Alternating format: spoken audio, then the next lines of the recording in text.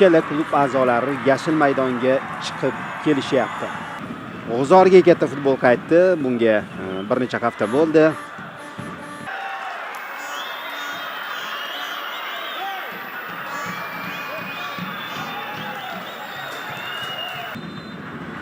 Uchrashuv start oldi. Bahsni Sho'rtan futbolchilari boshlab berdi.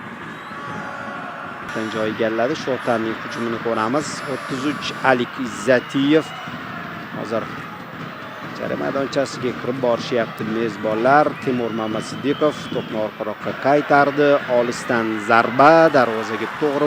G'uzor juda siq va mana bunday tarzda qanotdan navbatdagi yurish amalga oshirilyapti. Islom to'pni egalladi. Aldab jarima maydonchasi tomon kirib boryapti. Zarba yo'lladi va himoyachini vaqtida kichik yosh toifasida terma jamoamizdagi faoliyati bilan yaxshi eslab qolgan bo'lsangiz kerak. Keyinchalik Bunyodkorda ham to'p surgan. Xo'sh. Sho'rtan futbolchilari hujumga o'tishga intilyapti. Xatoga yo'l qo'ydi mana bu yerda hujumga o'tib ketayotgan futbolchi va endi Andijon jarima maydonchasi tomon kirib kelyapti. Olisdan zarba bo'ladimi? To'p qanotga yetkazib berildi. Ofsayd yo'q. Hujum davom etdi. Bektemir zarba berdi noaniqga.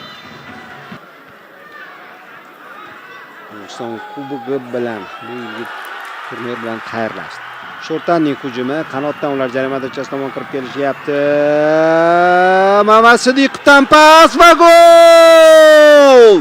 Sho'rtan gol urdi Doniyor Narzullayev.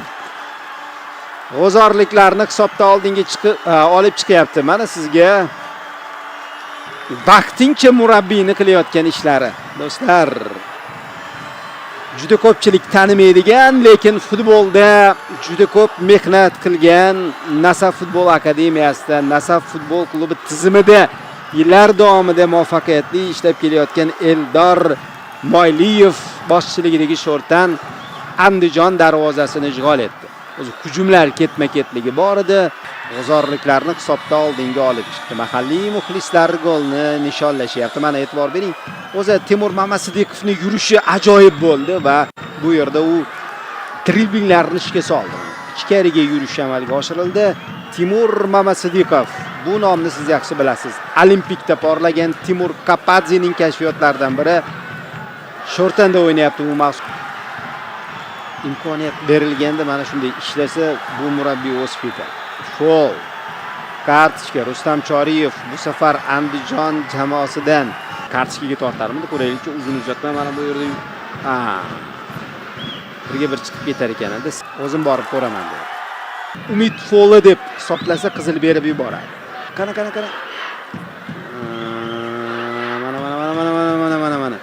Bu kadrda yetarlicha kontakt bordek ko'rinyapti va cho'nchagidan sariq kartochkani chiqarib bekor qilib, qizil kartochka ko'rsatib, chiqish eshiklarini ko'rsatib qo'ymoqda Andijon vakiliga. So'nggi Umid Foli deb baholandi. Kontakt 10 kishi bo'lib qoldi. Andijon uchun juda og'ir kechyapti o'yin. Standart vaziyat. Qo'ziyev zarba berdi, qutqardi. To'p yo'nalishiga qarang. Yaxshi harakat qildi darvozabon. Zarba ham yaxshi yo'naltirilgan. 2 ta g'alaba, 3 ta durang, 4 ta mag'lubiyat bor, 9 ochko. Sho'rtanda 9 ta o'yinda 2 ta durang bor, 2 ochko.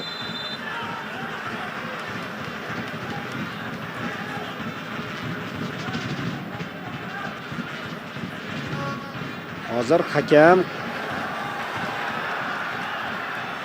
Sho'rtan futbolchisini maydondan haydayapti. Mana sizga 45+3-daqiqada jamoalar tanaffusga chiqib ketish oldidan VARni borib ko'raman dedi. VARdagilar tegmadi deb baholashyapti. Mana. Tegdi-da. Tegmagan bo'lsa qaytarib oladi, lekin menimcha tegdi yo'q. Qizilni bekor qilib sariq ko'rsatdi. Rahmatov maydonda qoldi. Voqealarga boy o'yin bo'lyapti. Birinchi taym tugadi.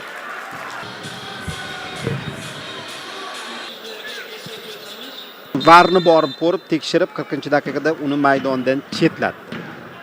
45+2-daqiqada mana bu yerda qanotga to'p yetkazib berilyapti. Andijonning hujumi Komilov Abdurahmon yuqoridan to'pni ko'tardi. Havoda kurrash to'p o'tib ketdi va mana bu yerda darvozabon to'pni egallab oldi.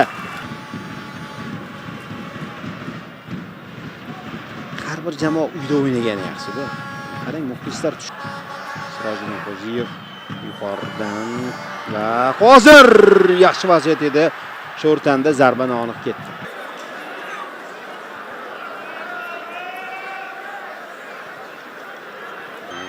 Navoiyga endi qaytgan bu. Hafta oldin. Va qanday zarba! Sirojidin Qo'ziyev bugun eng yaxshi o'yinlardan birini o'tkazyapti. Hozir uning zarbasi. Mana bu boshga hamkasblarim ham yoqib qolishi kerak.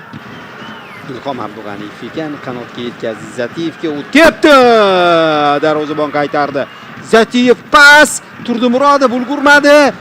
Sho'r zarba edi. Mana bu Zatiyevning zarbasi. Darvozabondan qarang. O'z oldinga boryapti. Zatiyev mana o'sha gaplarni jamoani baribir yetakchi sifatida oldinga boshlash kerak qiyin vaziyatda. Bu yerda esa pas zo'r bo'ldi. Turdimurodov zarba berdi. To'p maydon tashqarisiga ham o'ynaydi o'zi. Metallurgga ikkita pozitsiyada ham o'ynagan. Metallurgda tanilib o'yinchi bo'lgan Qo'ziyev. Hozir zarba ozgina qoldi.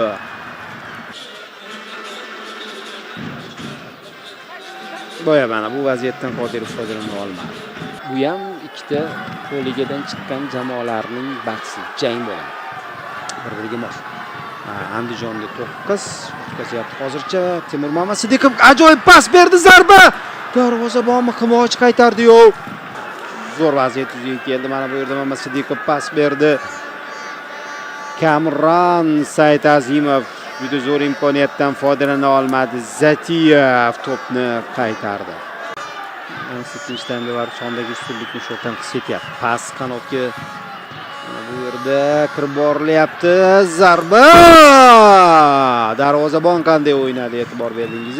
Vaqtida o'yinchilarni ham almashtirib qolgan o'yinchilar o'rniga yangi kuchlarni qo'shib borganligini ham aytib o'tish kerak.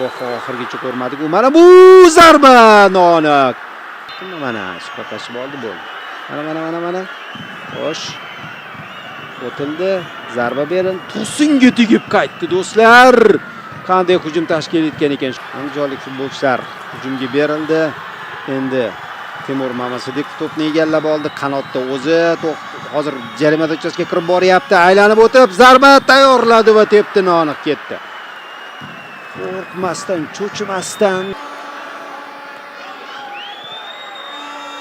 Ulomov to'pni oldinga yetkazdi.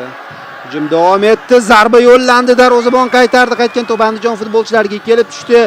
Qoyil jamoani kurashini qarang oxirigacha va To'sin.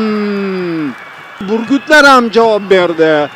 Oldinroq Sho'rtan ana shunday vaziyatga ega bo'lgandi. Endi esa adashmasam mana bu yerda darvozabon qaytardi. Keyin Doniyor egallab olib o'ziga to'g'rilab zarba berdi. Omad. Bir va shu pallada Rustam Choriy final qushligini chaldi. Sho'rtanni mavsumdagi birinchi g'alaba bilan tabriklaymiz.